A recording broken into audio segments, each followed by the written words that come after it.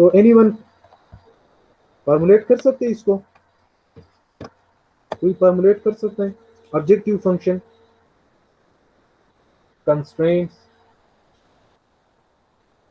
Ji. how much unit of product A and how much unit of product B will be manufactured to get the maximum profit. See, suppose if we manufacture x1 unit of product A and x2 unit of product B. Now see, from 1 unit of product A we are getting $6 profit.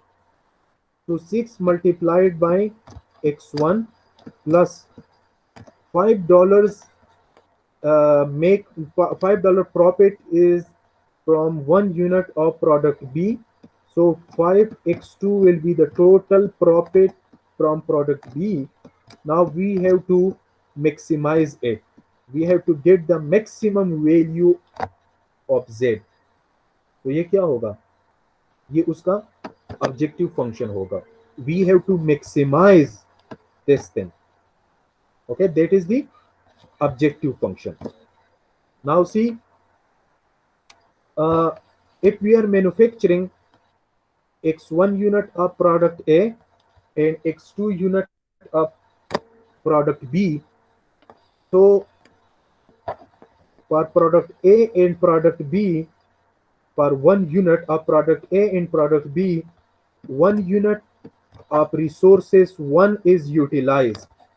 So it means that if we manufacture x1 unit of product A, so itni unit are 1 utilize होंगे.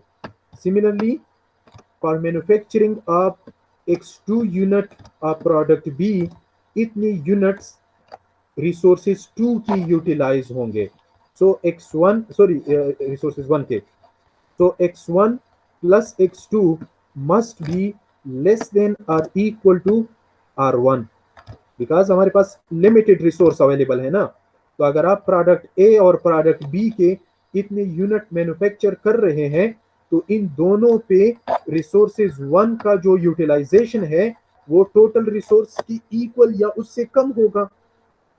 Similarly 3 units of R2 is required for 1 unit of product A and 2 units of R2 is required for 1 unit of product B.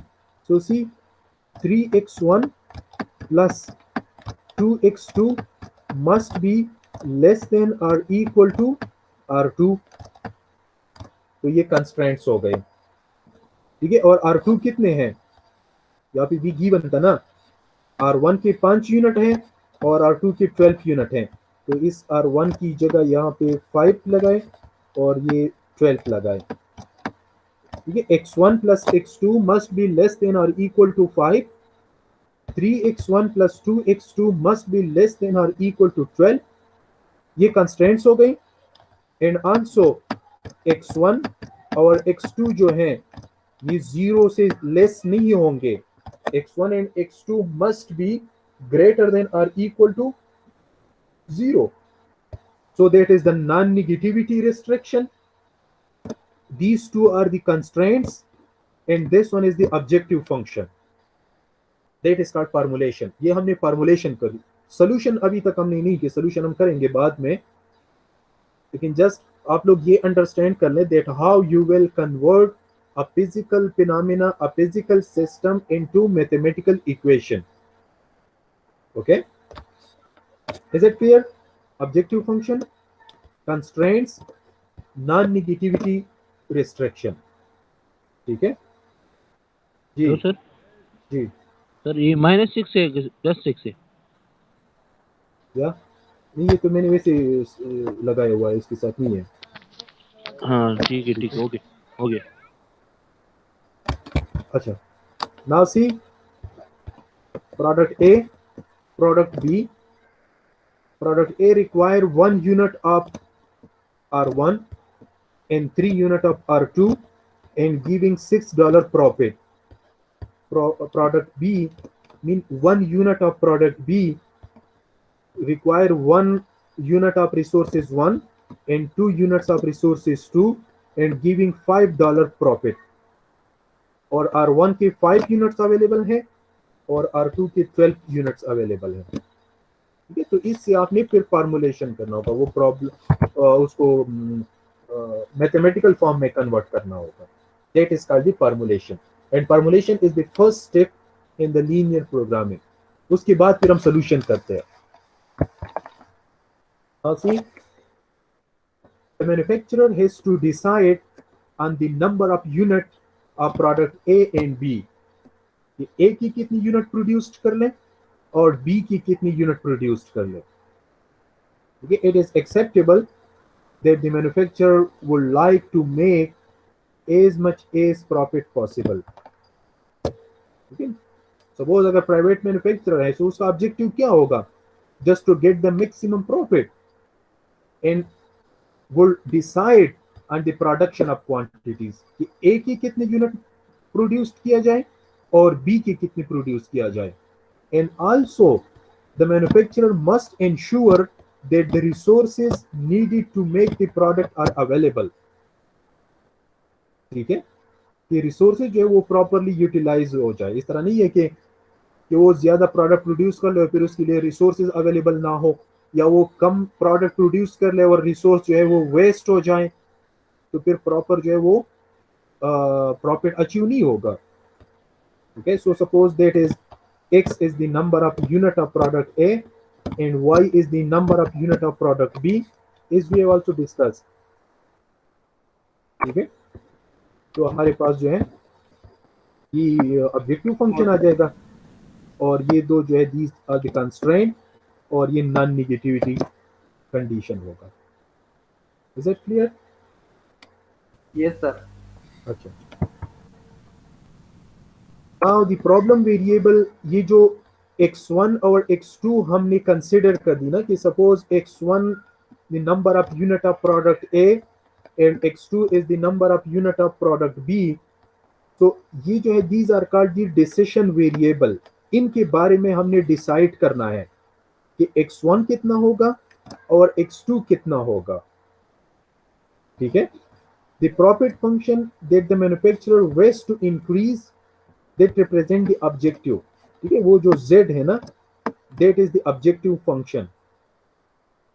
ठीक है, और जो condition है which is making the matching the resource availability, उनको constraints कहते हैं। Okay, just understand the terminologies के problem में डिसीजन वेरिएबल्स कौन से हैं, ऑब्जेक्टिव फंक्शन कौन सा है, कंस्ट्रेंट्स कौन से हैं और रिस्ट्रिक्शन कौन से हैं। तो रिस्ट्रिक्शन जो है वो नॉन निगेटिविटी रिस्ट्रिक्शंस है, कि आप x1 और x2 जो है ये निगेटिव नहीं हो सकते। ठीक है, तो नॉन निगेटिविटी रिस्ट्रिक्शंस है। अच्छा, अगेन एक और एग्जांपल है just to understand the formulation. Suppose 200 acre area is available, that is the area। okay, तो ये आपका रिसोर्स होगा ना।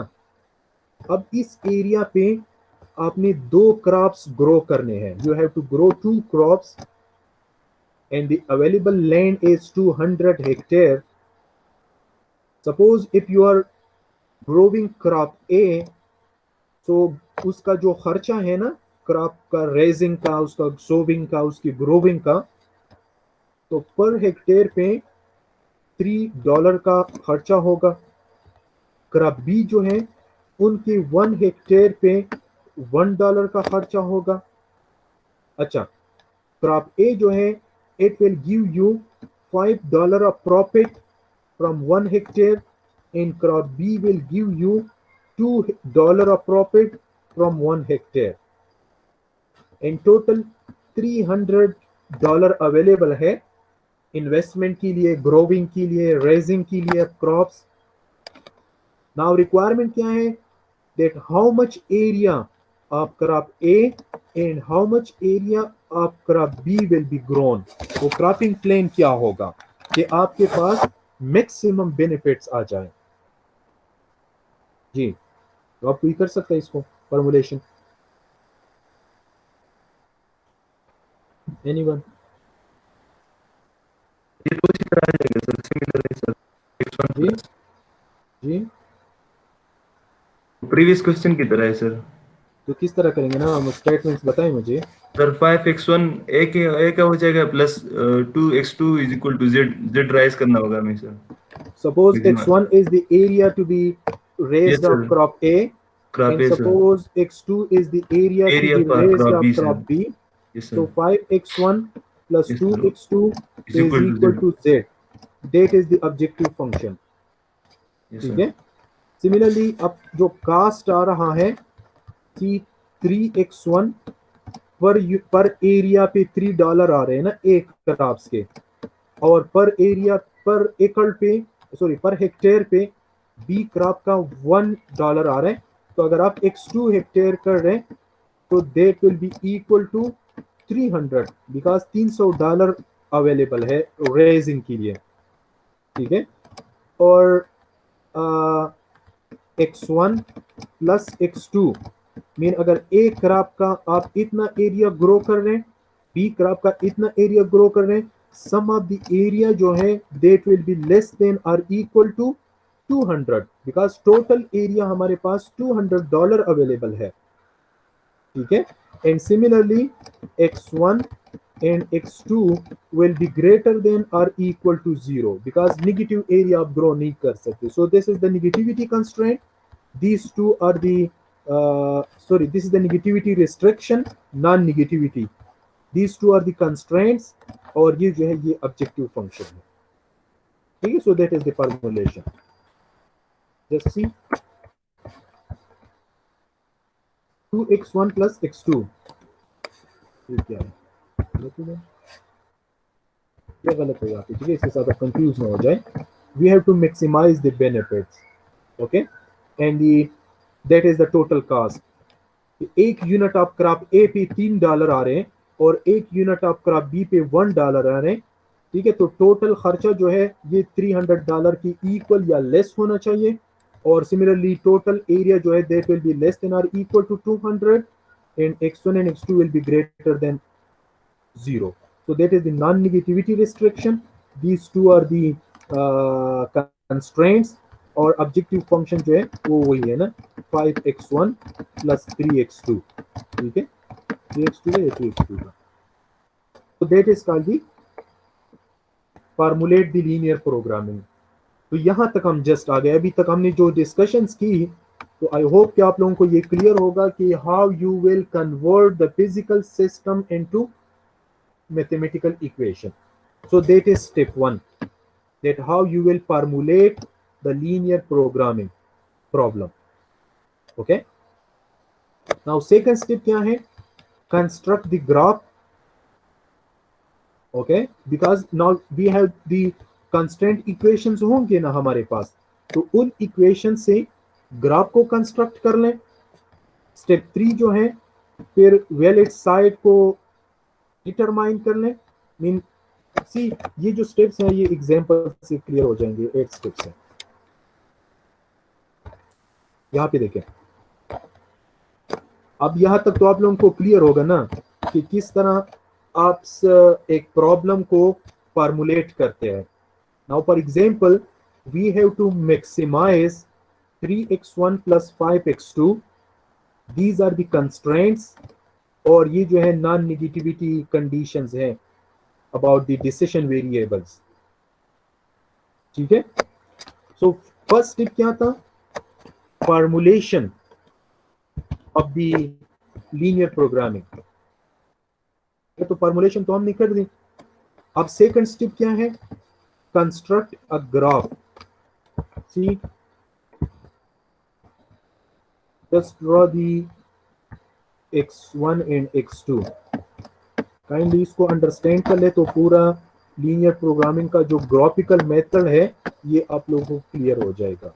ओके, जस्ट 10-15 मिनट अटेंटिवली देखें तो सौरभ जो है वो क्लियर हो जाएगा। ठीक है। Again first step is the formulation.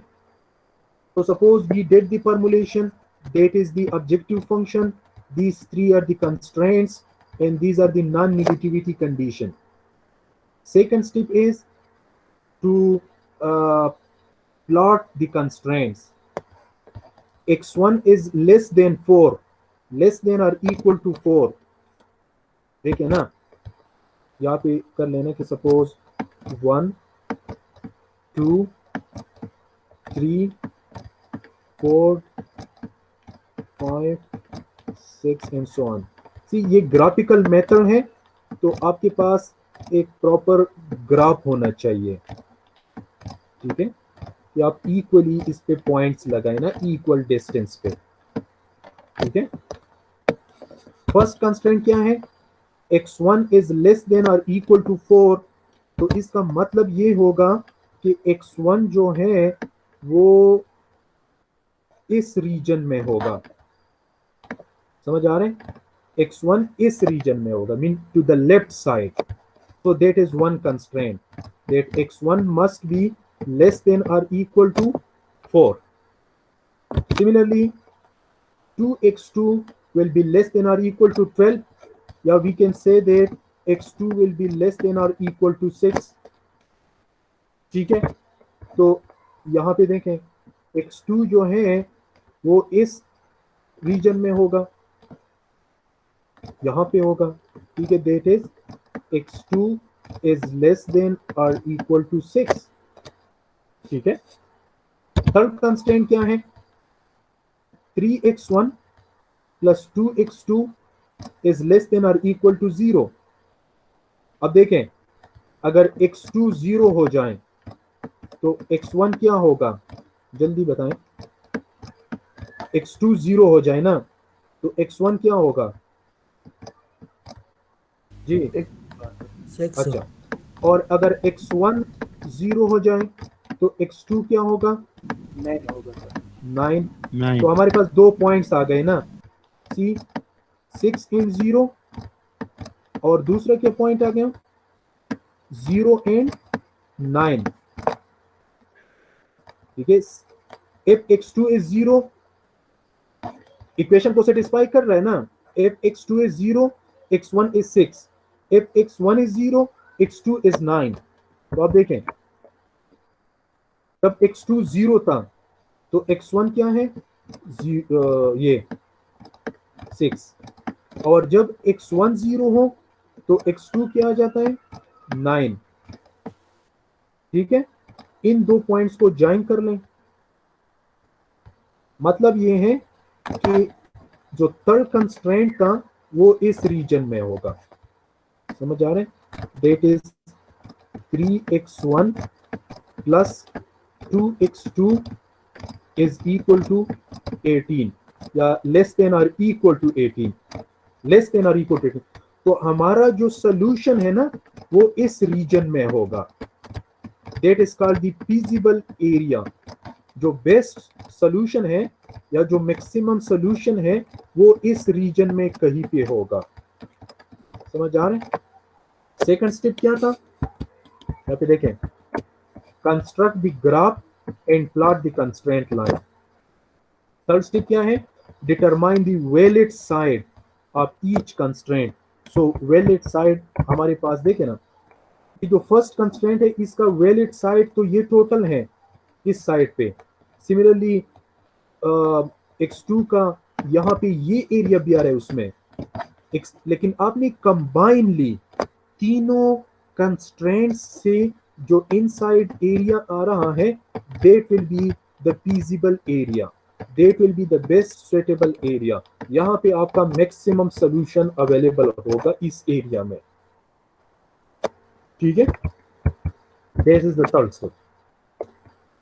Fourth step भी हो गया, identify the feasible solution region, ठीक है। हमारे पास वो रीजन आ गया ना कि फीजिबल सोल्यूशन जो है, बेस्ट सोल्यूशन जो है वो इस एरिया में है, ठीक है। नाउ फिफ्थ स्टेप जो है, plot to objective function line to determine the direction of improvement.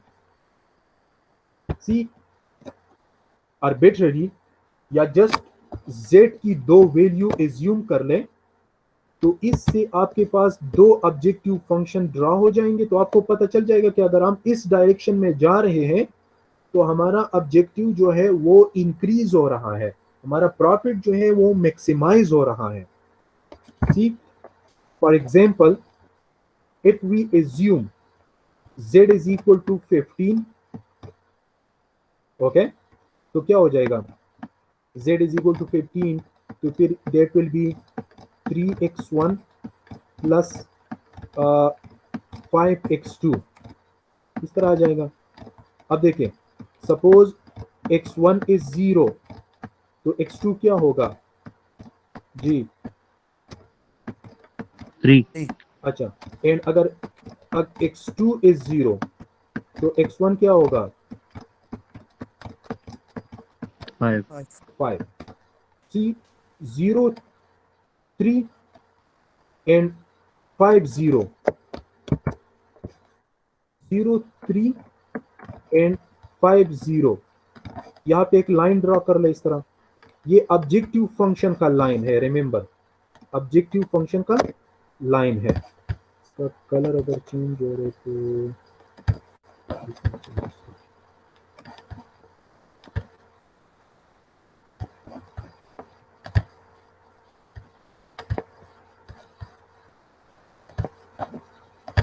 ये ऑब्जेक्टिव फंक्शन हो गया, ठीक है।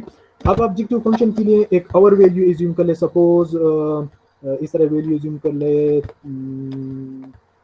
दोनों पे डिविजिबल हो ना, 3 और 5 पे, कोई और वैल्यू इस तरह एज्यूम कर ले, क्या आ जाएगा 30 सपोज 30 लेने, चलो, तो 30 is equal to 3x1 plus 30 बहुत ज्यादा है, इसको इस तरह कर ले कि 21 कर ले, 21 3x1 प्लस 5x2, तो सपोज अगर x1 हमारे पास 0 हो तो x2 क्या आ जाएगा जी 4.2 आ जाएगा, क्लियर। और अगर x2 0 हो तो x1 क्या आ जाएगा 7, ठीक है। तो 0 और 4.2, 7 और 0, ये याद रखें, 0 और 4.2 यहाँ पे होगा, और दूसरा क्या था 7, 0 और 7 यहाँ पे, तो यहाँ पे प्लॉट कर ले इस तरह। तो मतलब क्या है, फर्स्ट ये लाइन जो है that was when we assume z is equal to 15 and this is when z is equal to 21, it mean that कि आप ओरिजिन से जितना अवे जा रहे हैं ऑब्जेक्टिव फंक्शन इंक्रीज हो रहा है। Are you getting the point? First हमने 15 लिया था ना, तो ऑब्जेक्टिव फंक्शन यहां पे ड्रा हो गया, फिर हमने 21 कर दी ना, तो ऑब्जेक्टिव फंक्शन वहां पे ड्रा हो गया। तो इट मींस दैट कि जितना आप ओरिजिन से अवे जा रहे हैं ऑब्जेक्टिव फंक्शन जो है वो इंक्रीज हो रहा है। तो अब और रिमेंबर ये दोनों लाइन एक दूसरे को पैरेलल होंगे। अब एक्सट्रीम लाइन हम कहां पे ड्रॉ कर सकते हैं कि इनको पैरेलल हो और इस रीजन में आ जाएं, ये बता सकता है वो लाइन हम कहां पे ड्रॉ कर लें जी? कौन सा लाइन सर?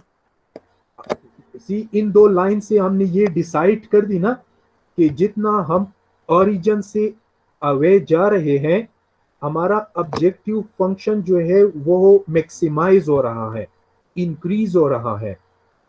तो अगर हम यहां पे आएंगे तो वो 21 से ज्यादा होगा, और भी हम ऊपर जा सकते हैं, और भी हम जा सकते हैं, लेकिन आखिर लिमिट जो है, ये पॉइंट याद रखें, आखिर लिमिट जो है वो ये है, इस पॉइंट से बियॉन्ड हम नहीं जा सकते। समझ आ रहे हैं? ये जो ब्लू लाइन मैंने ड्रा कर ये बिल्कुल बाउंड्री पे है ना, अगर इससे आप आगे जा रहे तो वो तो नॉन फीजिबल रीजन है, फिर वो कंस्ट्रेंट सेटिस्फाइड नहीं होंगे। समझ आ रहे हैं? तो फर्स्ट आपने जो दो वैल्यू एज्यूम कर दी ना, उससे हमें ये पता चल गया कि डायरेक्शन ऑफ इंप्रूवमेंट क्या है, कौन से डायरेक्शन में ऑब्जेक्टिव फंक्शन मैक्सिमाइज हो रहा है। तो ये ब्लू लाइन जो है that is parallel to these two line and passing from this boundary point, from this extreme point, ये जो है ये हमारा आखिरी पॉइंट है जिससे हम आगे नहीं जा सकते। और अगर इससे हम इस साइड पे आ रहे हैं वो मैक्सिमम पॉसिबल नहीं होगा, बिकॉज ये हमारे पास आखिरी लिमिट है ना, इससे उस साइड हम जा नहीं सकते और इस साइड पे जो सोल्यूशन होगा वो मैक्सिमम नहीं होगा। तो मैक्सिमम सोल्यूशन जो आ रहा है दैट इज दिस वन, और ये क्या है, that is the intersection of these to constraint. ये दो कंस्ट्रेंट जो है ना, x2 इज लेस देन और इक्वल टू 6 एंड ये दूसरा कंस्ट्रेंट जो है 3x1 plus 2x2 is equal to 18, ये इन दोनों के इंटरसेक्शन पॉइंट है। तो अब इन दो इक्वेशन को आप सॉल्व कर लें तो you will get the value of x1 and x2 और ये उसके मैक्सिमम पॉसिबल या ये उसकी फीजिबल सॉल्यूशंस होंगे। ठीक है, आप ये देखिए वही है हमारा, हमने जो ड्रॉ की, that is the one constraint, ये वो दूसरा कंस्ट्रेंट है, ठीक है, ये वो तीसरा कंस्ट्रेंट है। तो फिर हमने दो वैल्यू एज्यूम कर दी z के, तो इससे हमें पता चल रहा था कि जितना हम ओरिजिन से अवे जा रहे हैं उतना ऑब्जेक्टिव फंक्शन जो है वो इंक्रीज हो रहा है। तो आखिरी पॉइंट जो आ रहा है हमारे पास वो ये आ रहा है ना, अगर इस पॉइंट पे हम एक लाइन ड्रॉ कर लें पैरेलल टू दीज टू, तो इस पॉइंट पे जो x1 और x2 की वैल्यू होंगे that will be the maximum possible solution. तो ये जो है that is the intersection of these two constraints, x2 is equal to 6 और इस कंस्ट्रेंट में अगर आप x2 6 पुट कर लेना तो आपके पास x1 जो है ये क्या आ जाएगा, मीन यहाँ पे अगर आप x2 और 6 पुट कर लें तो 2 6 12, यहाँ पे 6 जाएगा और ये 2, ठीक है। तो ये उसके सोल्यूशन होंगे फिर, ये x1 2 यूनिट और सॉरी x2 6 यूनिट और x1 जो है दैट इज 2 यूनिट, ठीक है। नाउ अगेन दूसरा एक एग्जांपल है, जस्ट बाकी कंस्ट्रेंट सेम है जो हमने डिस्कस की उसके साथ। यहाँ पे ऑब्जेक्टिव फंक्शन जो वहां पे था that was 3x1 plus 5x2, ठीक है, और यहाँ पे 3x1 प्लस 2x2, ये जस्ट 2 है। जस्ट देखें अगेन फॉर्मुलेशन हुई है, सेकंड स्टेप क्या है, जस्ट ड्रॉ दी कंस्ट्रेंट्स। तो x1 इज लेस देन और इक्वल टू 0, ये उसका रीजन आ जाएगा। x2 2x2 is less than 12, या we can say that x2 is less than or equal to 6, तो ये वो कंस्ट्रेंट आ जाएगा, ठीक है। और एक ये वाला कंस्ट्रेंट आ जाएगा ना, ये दूसरा, ठीक है। फिर जो है दो वैल्यू आप एज्यूम कर ले z के लिए और उसको प्लॉट कर लें।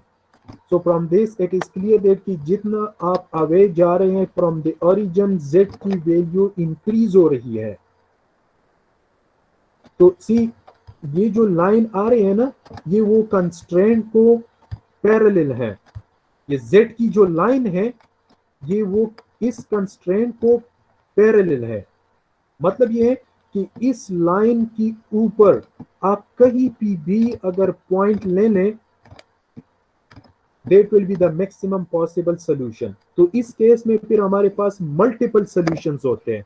वो प्रीवियस एग्जांपल जो था उसका जो ऑब्जेक्टिव फंक्शन था that was passing from a single point of the constraints, तो उसका सिंगल सॉल्यूशन था, ठीक है। और यहाँ पे अगर आप देखें तो ऑब्जेक्टिव फंक्शन जो है that is coinciding या that is parallel या that is completely overlying on the constraint, तो उसके मल्टीपल सॉल्यूशंस होंगे। ठीक है, अगर कहीं पे भी आप इसको सॉल्व कर लें तो आपके पास मल्टीपल सॉल्यूशंस आएंगे, मीन x1 और x2 की वैल्यू डिफरेंट होंगे, लेकिन ऑब्जेक्टिव उसका एक होगा, 18 होगा, and that will be the maximum objective. ठीक है, जस्ट क्विकली देखें, एक एग्जांपल है। जी सर इसको तो दोबारा समझाइए, इसकी मल्टीपल सॉल्यूशंस की बात है ये। अच्छा देखें, फर्स्ट स्टेप क्या है, just to draw the constraint. So x1 is less than और इक्वल टू 4, एक कंस्ट्रेंट ये ड्रॉ हो जाएगा। x2 इज लेस देन और इक्वल टू 6, दूसरा कंस्ट्रेंट ये हो जाएगा। तीसरा कंस्ट्रेंट जो है 3x1 plus 2x2 is less than और इक्वल टू 18, इन x1 की 0 कर लें x2 आ जाएगा, फिर x2 की 0 कर लें x1 आ जाएगा, और उससे आप एक लाइन ड्रॉ कर लें, तो ये तीसरा कंस्ट्रेंट होगा। इसका मतलब ये है कि आपका सॉल्यूशन जो है ना, ये इस रीजन में है, इस रीजन से बियॉन्ड आप नहीं जा सकते, फिर वो नॉन फीजिबल सॉल्यूशन होगा, फिर वो क्या होगा, नॉन फीजिबल सॉल्यूशन होगा। ठीक है, ये दूसरा स्टेप है। तो तीसरा स्टेप क्या है कि आप बाउंड्रीज डिफाइन कर ले। चौथा स्टेप क्या है कि आप फीजिबल रीजन को आइडेंटिफाई कर लो। फीजिबल रीजन तक हम आ गए। अब नेक्स्ट स्टेप क्या है कि आप ऑब्जेक्टिव फंक्शन के लिए वैल्यूज जस्ट एज्यूम कर लें कि आपको पता चल जाए कि डायरेक्शन ऑफ इंप्रूवमेंट क्या है। ठीक है, तो सपोज अगर हम z के लिए 6 एज्यूम कर लेंगे, तो सी यहाँ पे 6 is equal to 3x1 plus 2x2, तो अगर x1 0 हो तो x2 आपके पास 3 होगा, अगर x2 0 हो तो x1 क्या होगा, x1 2 होगा। ठीक है, तो 0 3 ये एक पॉइंट है और 2 0 एक ये पॉइंट है, इस लाइन को आप ड्रॉ कर लें। ठीक है, ये हमारा फर्स्ट एजम्पशन है z1। अब z की दूसरी वैल्यू एज्यूम कर ले, सपोज 12 एज्यूम कर लें, 12 आप एज्यूम कर लेंगे, तो अगर x1 0 हो तो x2 जो है वो 6 आ जाएगा, और अगर x2 जो है वो 0 हो जाए तो x1 जो है वो 4 आ जाएगा। तो 0 6 4 0, एक और लाइन ड्रॉ कर लें, ये लाइन यहां पे आएगा।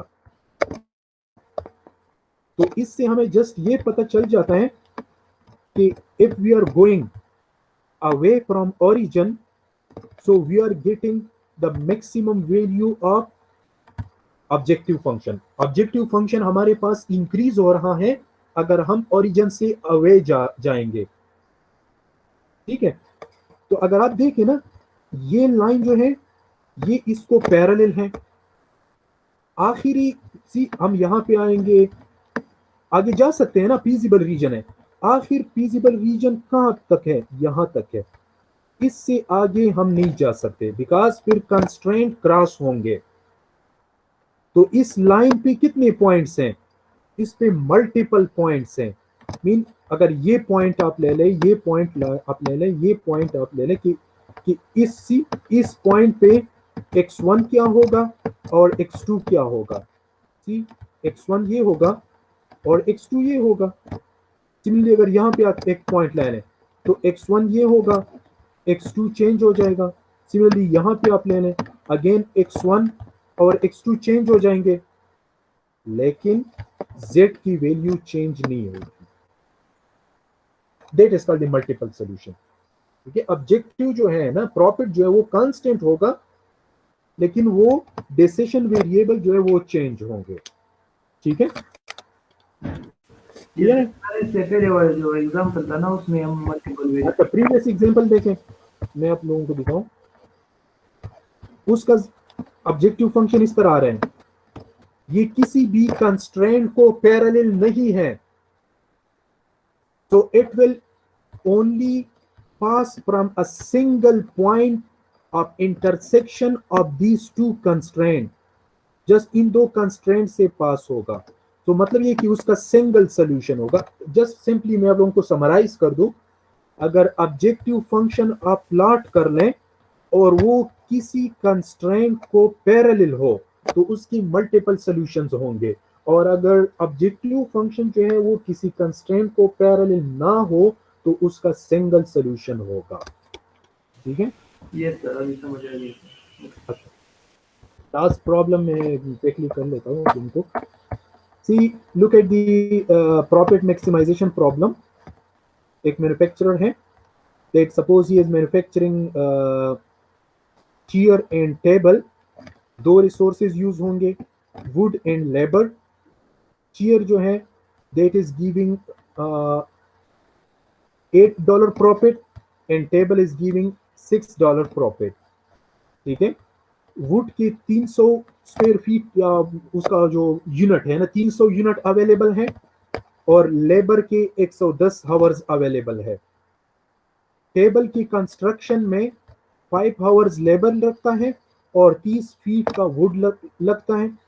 चेयर के कंस्ट्रक्शन में 10 आवर्स लेबर के लगते हैं और 20 फीट वुड का लगता है। तो दो रिसोर्सेज हैं, वुड और लेबर।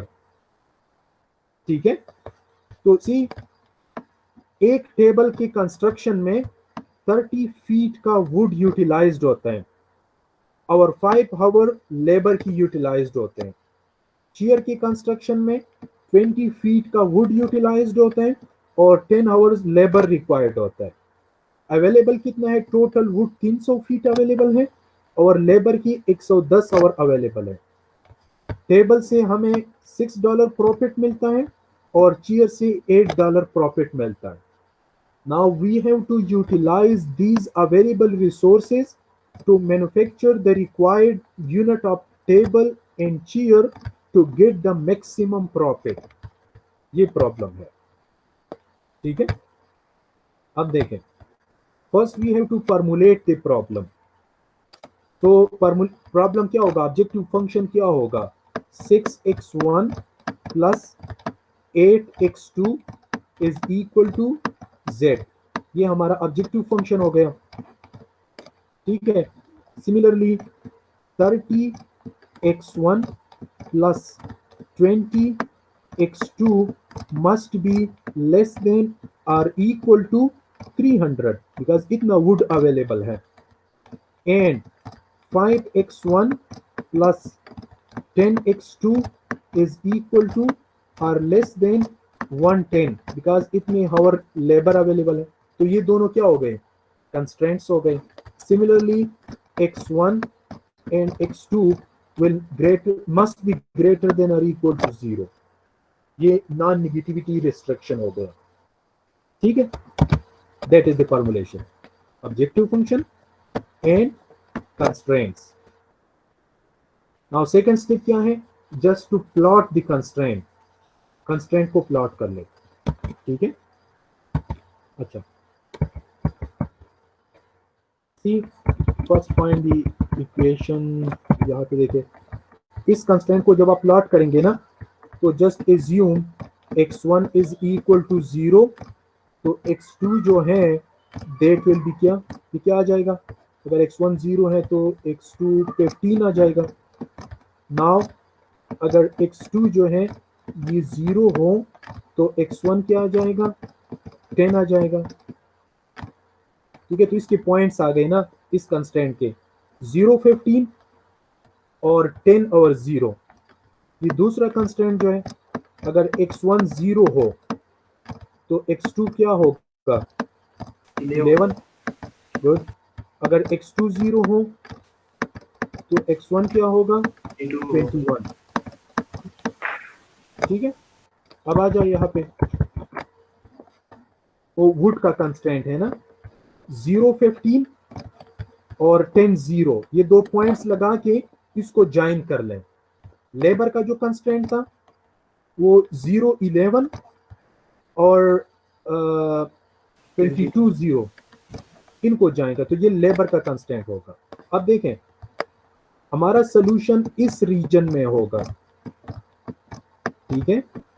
अगर आप इस रीजन में आ जाए ना, तो ये तो लेबर का कंस्ट्रेंट सेटिस्फाई कर रहा है लेकिन वुड का नहीं कर रहा।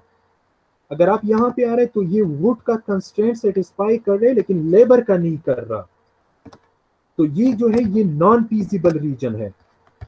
इस साइड पे और इस साइड पे ये नॉन नेगेटिव रीजन है, नॉन नेगेटिविटी रिस्ट्रिक्शन है। Only the feasible reason is this one, ठीक है। ये हमारा फीजिबल रीजन है, क्लियर, ये फीजिबल रीजन होगा। अच्छा, अब नेक्स्ट क्या है, अब वैल्यू एज्यूम कर लें कि ये येलो जो है that is the feasible reason, ठीक है। नेक्स्ट ये है कि सपोज ऑब्जेक्टिव फंक्शन के लिए वैल्यू एज्यूम कर लें, ठीक है। वो ऑब्जेक्टिव फंक्शन क्या था, याद है आप लोगों को, z was is equal to 6x1 plus 8x2, ठीक है। नाउ सपोज अगर z जो है हम 24 एज्यूम कर लें, तो 24 ये इस तरह हो जाएगा ना, that will be equal to 24. Now if x1 is equal to 0, then x2 will be equal to 3, and if x2 is equal to 0, then x1 will be equal to 4, ठीक है। तो 03 x1 03 और 04 ये लाइन ड्रा कर लें, ये objective function का line आ जाएगा। सिमिलरली दूसरा आप एज्यूम कर लें कि suppose z is equal to suppose 48 या z इज इक्वल टू 30 या z is equal to 36, any value assume कर लें, ठीक है। तो हमारे पास इस तरह आ जाएगा, फिर दूसरा लाइन ये आ जाएगा। तो इसका मतलब ये है कि z की वैल्यू हमने इंक्रीज कर दी ना, लाइन ओरिजिन से अवे जा रहा है। तो जितना हम ओरिजिन से अवे जाएंगे हमारा ऑब्जेक्टिव फंक्शन जो है वो मैक्सिमाइज होगा। एंड यू कैन सी कि ऑब्जेक्टिव फंक्शन जो है ये किसी भी कंस्ट्रेंट को पैरेलल नहीं है, तो इसका सिंगल सॉल्यूशन होगा। अब देखें ना, इस तरह हमारा एक ऑब्जेक्टिव फंक्शन हो सकता है, इस तरह भी हो सकते हैं, लेकिन आखिर लिमिट जो है दैट इज दिस वन। इस पॉइंट से हम आगे नहीं जा सकते बिकॉज फिर वो कंस्ट्रेंट सेटिस्फाइड नहीं होंगे। तो ये जो लाइन है ना, ये लास्ट लाइन है, और ये कहां से पास हो रहे हैं, that is passing from the intersection of these two constraints, ठीक है। देखिए ये तो डायरेक्शन ऑफ इंप्रूवमेंट आ गया ना। लास्ट ये जो ब्लू लाइन है that is the most attractive point, इससे आगे हम नहीं जा सकते, और अगर इससे इस साइड पे आ जाएं तो मैक्सिमम सोल्यूशन नहीं होगा, ठीक है। तो अब जो आपने दोनों कंस्ट्रेंट को सॉल्व करना है, वो क्या था, 30x1 plus 20x2 was 300, 5x1 plus 10x2 is 110। Mean ये पॉइंट जो है that is the intersection of these to constraint. So just इनको आप सॉल्व कर लें तो x1 आपके पास 4 टेबल आ जाएगा, और x2 जो है दैट इज दी क्या हो गया 4 टेबल आ रहे हैं, तो 4 कहीं पे पुट कर लें। सपोज यहाँ पे हम 4 पुट कर लेंगे तो ये 120 हो जाएगा। 120 यहाँ से क्या आ जाएगा, 9 आ जाएगा, 9 आ जाएगा। तो 9 चेयर और 4 टेबल आप मैन्युफैक्चर कर लें, और एक टेबल से कितना प्रॉफिट था, $6 का, नहीं कितना प्रॉफिट था उसे यार सर 6 था सर। अच्छा चेयर से 6 था और इससे 8 था, तो 8 क्या है यार, इक्वेशन क्या था, 6x1 plus 8x2, 6x1 plus 8x2। 72 इसमें ये वैल्यूज अगर आप पुट कर लेंगे ना तो you will get the total maximum profit. कि टोटल मैक्सिमम प्रॉफिट आपके पास कितना आ जाएगा, ठीक है। क्लियर? यस सर, क्लियर है। यस 6x1 प्लस 8x2, तो 4 टेबल्स हमने कंस्ट्रक्ट करने हैं और 9 चेयर्स हमने कंस्ट्रक्ट करने हैं। तो मैक्सिमम जो है $96 का प्रॉफिट आप कर सकते हैं। बाकी आप अपना सर तोड़ ले, आप कोई भी सोल्यूशन नहीं फाइंड कर सकते कि आप जो है प्रॉफिट $96 से ज्यादा हो जाए। आपने कंस्टेंट को भी सेटिस्फाई करना है और आपने प्रॉफिट को मैक्सिममली अचीव करना है। Okay, so that was all about the linear programming, the most important and most interesting topic of the engineering economics, in which we are allocating the available resources for the given setup to get the maximum benefit or to minimize the cost.